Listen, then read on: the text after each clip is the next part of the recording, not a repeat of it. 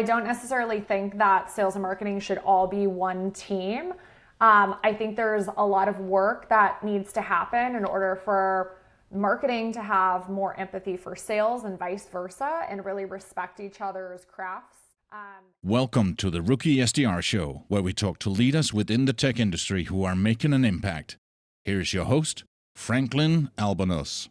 Hello, everyone. Welcome to the Rookie SDR Show, where we interview tech leaders within the industry who are making an impact. And I had a great opportunity to interview Kendall today. Kendall, welcome to the show. Thank you so much for having me, Franklin. I'm super excited to be here. One of your amazing posts over there, and I reached out and I said, hey, would you want to be in an interview? Yes. Oh my gosh. I just absolutely love TikTok and the community that's on there, just bringing us together. So I'm so happy you reached out and that we're doing this. Yeah, I'm in the Bay Area. I'm a little south of San Francisco in a place called Redwood City. Could you give us a little bit of background about who you are, what you're doing now, and just a little bit about who Kendall is? My name is Kendall Smith. I am a data-driven marketing leader. I've been mostly working within the tech industry over the course of my career over the last 12 years. So yeah, I'm based in Silicon Valley. My main interest, honestly, is kind of at the intersection of technology and healthcare. At this point in time, I started my career in the medical devices industry and most recently was at a small healthcare startup that was focused on matching nurses with healthcare organizations. So I've seen a lot throughout my time, and it's a really interesting time to be in the tech industry right now. What made you choose specifically marketing within tech itself? I mean, my first couple jobs were not within what we would consider like the tech industry. Like medical devices, I would say is not necessarily tech. It's more of like hardware. There is a technology component to it, but that's where I really started my career. And then honestly, I worked at an interior design company after that because I wanted a completely different change. I wanted to work for a small business, a woman-led business. And that was like a very interesting wake-up call for me, realizing that I wanted to work for a company that had a good pay, had good benefits, a place where I could learn and grow, and had a place where I could really just progress in my career became really important to me. And while I was at that interior design firm, what I realized is, I'm in these multi-million-dollar homes of these tech billionaires, and I'm looking around and I was like, oh my goodness, this is clearly an industry where you can make a lot of money and you can be very successful. So that was kind of the first moment where I realized, okay, I want to eventually get into tech. And in order to do that, I joined a digital marketing agency where I was able to really, really learn the ins and outs of digital marketing across B2B and B2C, which eventually led me to tech. We tend that you guys are just, getting the leads, are sourcing the pipeline, and then we're kind of doing all the work. But in reality, you guys are doing more behind the scenes. So specific into what are the top 5 things you guys were doing to meet your goals?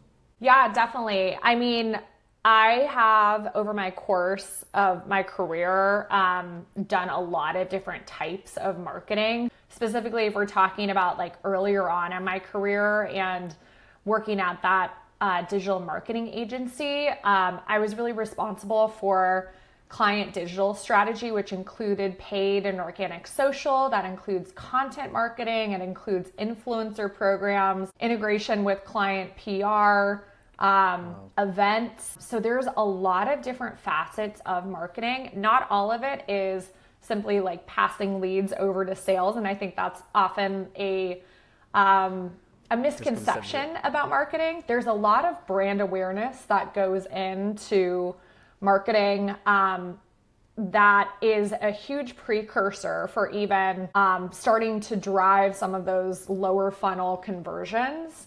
So I'm really happy that I've been able to kind of look across both like top of funnel and bottom of funnel channels and see how that translates into opportunities and into revenue for the business. There are a lot of different marketing organizations out there now, like different marketing organizations at various companies, and they're all set up in different ways. So sometimes you have that brand team, sometimes you have that product marketing team, you have that life cycle team, you might have a performance team as well that focuses on all those paid ads. What I love about demand gen in particular, and that's kind of the area that I've been focused on the past several years, is it kind of is that quarterback role where you're looking across all these various channels and you're looking at both top of funnel and bottom of funnel and looking at that prospect's journey and figuring out, okay, what are the qualities of a business or of a prospect that is most likely to make them convert, and how do we build backwards into that, like looking at attribution across different channels. And so I think it's a really exciting role to be in. You work cross-functionally with a lot of different marketing teams and sales teams. What specific marketing activity channels do you find the most effective in generating leads for that specific company? One of the things that I found, there's, a lot of folks are saying like email is dead. I don't necessarily prescribe to that at all. I think bad email is dead, but I don't think email is dead as a whole. I would say that virtual events continue to be something that are increasingly effective for engaging with your particular audience and also engaging with various communities that are out there. When you really start to dig into your ICP and your key personas and you figure out what communities that they're really active in online and how they like to spend their time, that's when you really find those key partnerships where you can have those virtual events or you can build out a program in-house if you already have like a fairly active database. So I'm a huge fan of virtual events. I think they're going to continue to be something that is increasingly popular and effective depending on your target persona. I remember that some of the, I think when we were growing up with the internet, it felt as if when we were joining forums and some posts, in a sense, we were kind of building a community. And with so much going on, do you feel like marketing, it's one of its key roles, should it be building a community for its brand? Yeah, definitely. And I think there's a lot of different ways to do that. Like some people, utilize Facebook groups. Other people use, either LinkedIn groups or specific communities where they can engage with other folks who are their same title or within their same industry.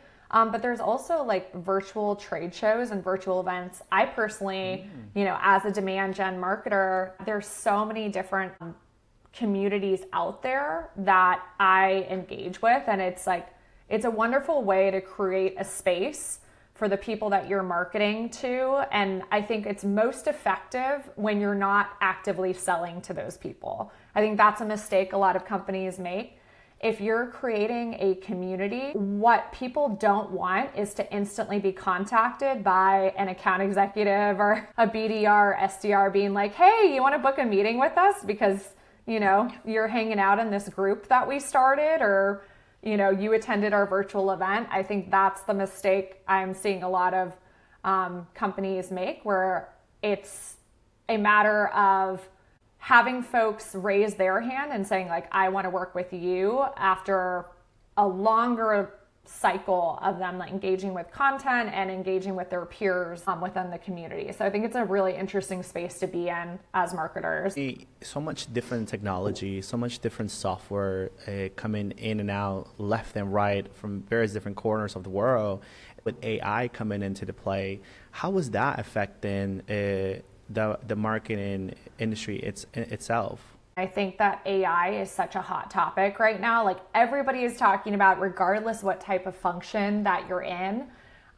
In terms of how I think AI could be helpful for marketers, I personally use ChatGPT, and I think there are a lot of marketing more foundational tasks, especially if you work at a startup where, let's say you're building an email nurture sequence, or you need to build an outbound sequence for your sales team. I think ChatGPT is actually really effective in building like an initial framework for you. But I think what's important is you just use that as a starting point and hyper personalize it based off of what you know about your key personas, about your ICP, and about your company's offerings. Because I think the mistake that I worry about with marketers is that they kind of use that ChatGPT content and they really just put that out into the world, where we're going to enter a space where it's going to be oversaturated. Every email is going to look the exact same if you're not doing that additional step to really make it your own and make it sound like a human being. So it's a really interesting time to be in. And I think there's a lot of other applications beyond content that we're going to see over the coming years. Favorite software or your tools that you currently use in your day-to-day as a marketer? As a demand gen marketer, I think there's a lot of super cool tools out there. And the space is like getting pretty saturated with the amount of marketing technology companies and services that are out there. One of my favorites personally is Chili Piper.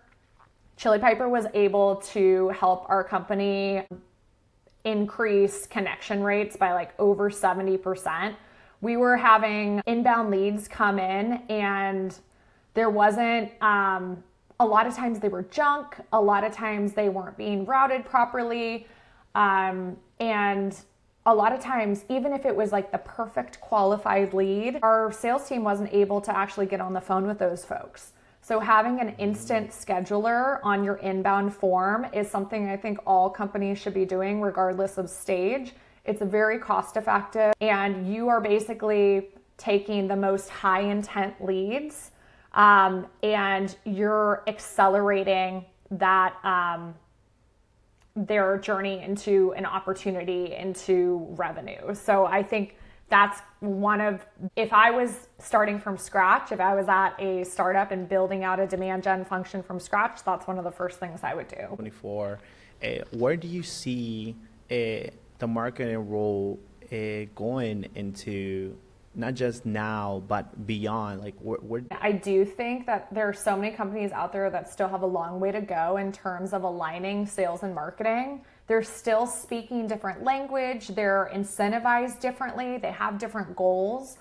And I think in order for companies to be successful, marketing and sales need to have a shared goal. They need to have whether that be a revenue goal or something else, they need to be able to speak the same language, and there needs to be a better feedback loop. So while I don't necessarily think that sales and marketing should all be one team, I think there's a lot of work that needs to happen in order for marketing to have more empathy for sales and vice versa, and really respect each other's crafts. And I think for marketers too, one of the things that is really great for actually building that relationship is like making sure that you are aligning on definitions of the lead funnel, that you are aligning on how you're defining what good looks like and what your ICP is, and having that shared foundational language up front before you're building out various programs, and making sure that you have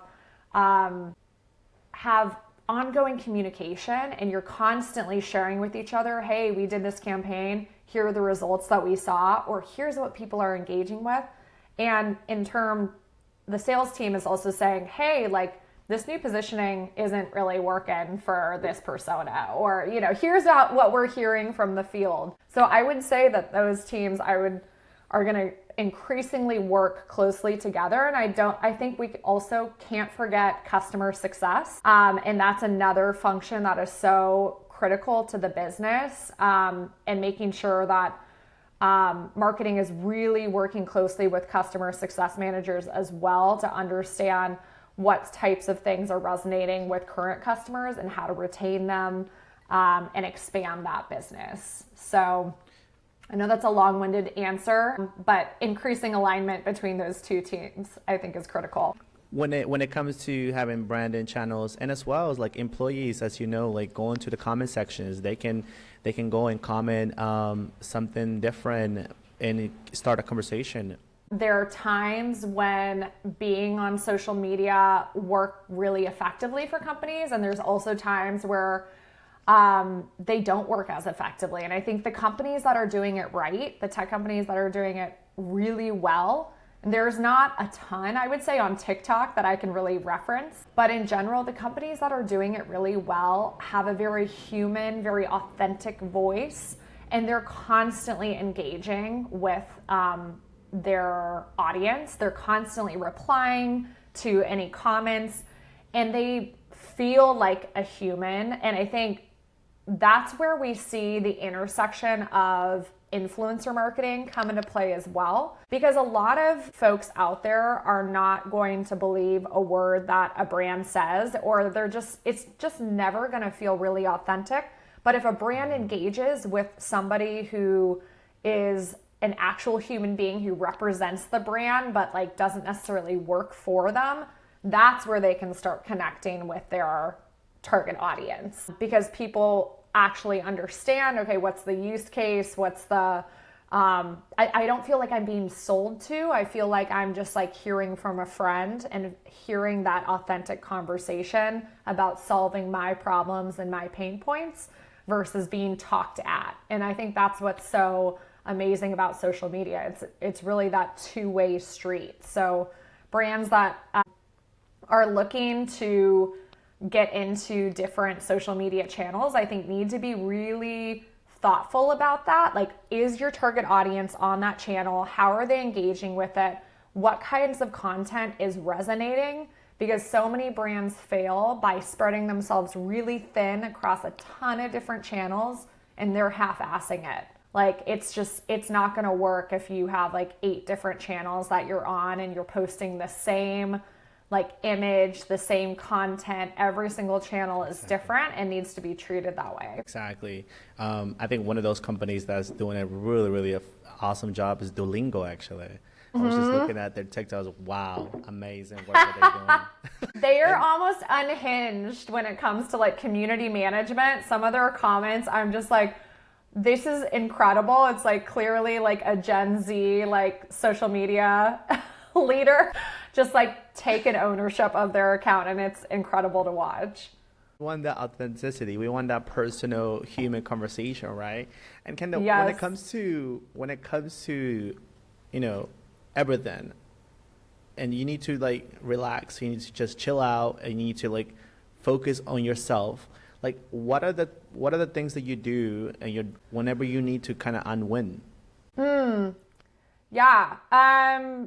I would say that working in the tech industry, whether you are working in a technical position or a non-technical position, it's stressful. And especially the past few years, we've seen so many layoffs happen.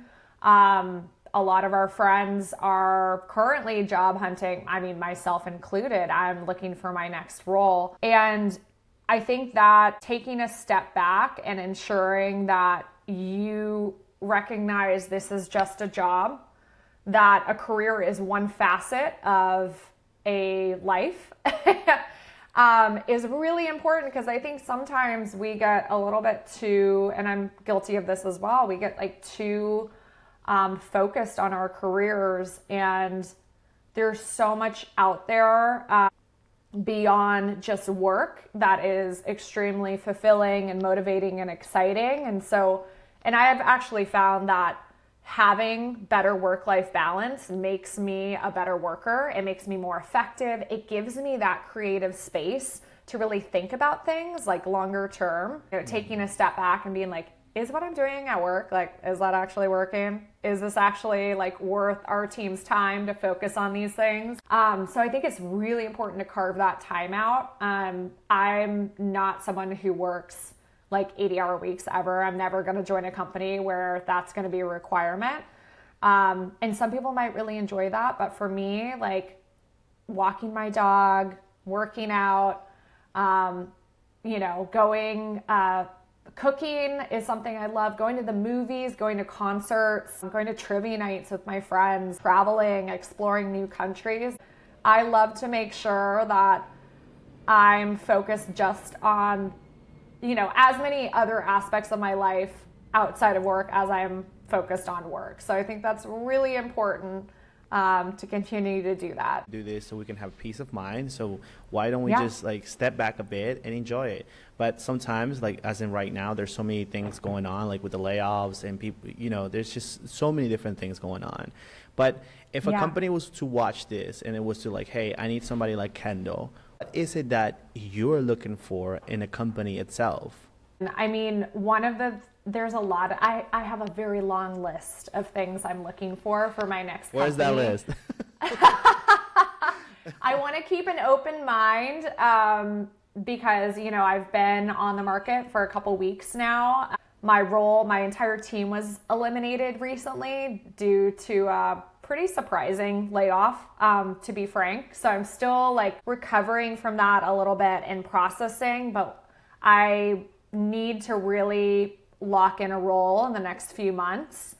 And so I'm balancing that with wanting to be extremely thoughtful about my next step. And so my next company, I'm still open to being in the tech industry despite the layoffs that are happening right now, despite the instability. I still think that tech is an extremely interesting place to be in.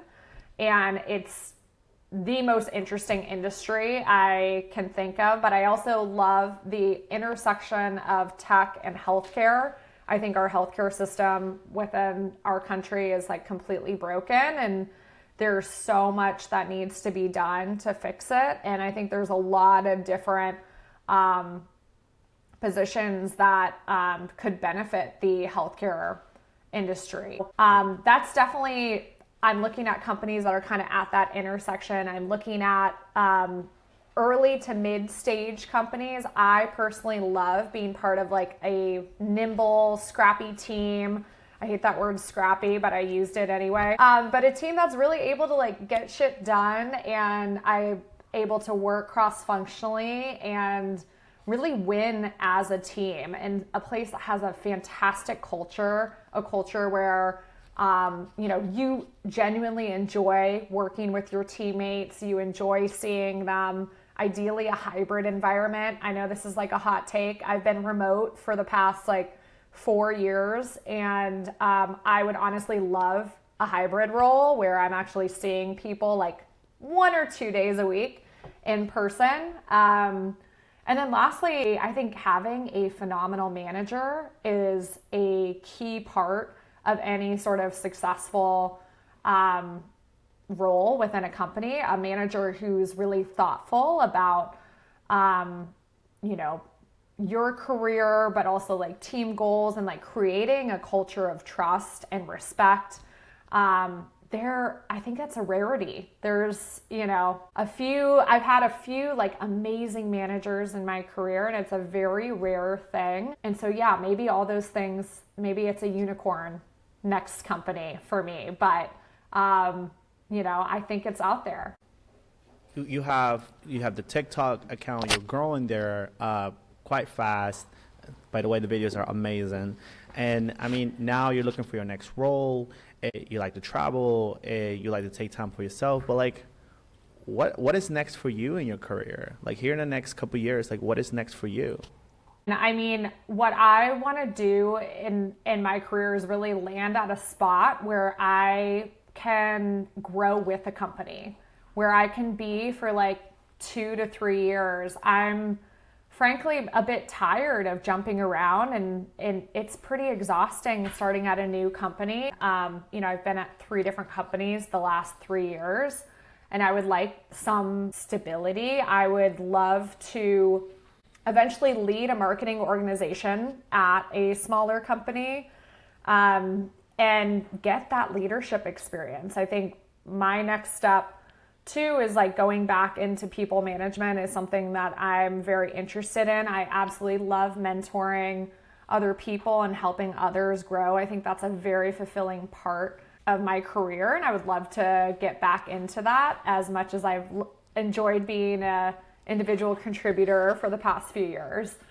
So yeah, I think that's what's next, is just like, let's get that stability and let's continue growing and learning, and hopefully find a place that will allow me to do those things. For anyone watching there, if they wanted to get some advice from you, or if maybe a hiring manager or other individuals, how can they get in contact with you?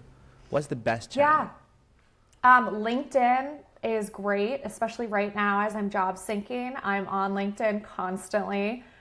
TikTok's another great way of reaching out. My DMs are open. But yeah, I'm happy to connect with folks, and I think there's more power in having a strong network. So let me know how I can help. And yeah. Really, really, really fun getting to know you. Amazing giving your insights into what is going on in the marketing world. And for anyone listening out there, I'm definitely going to post her TikTok and her LinkedIn on there, so just bear with me.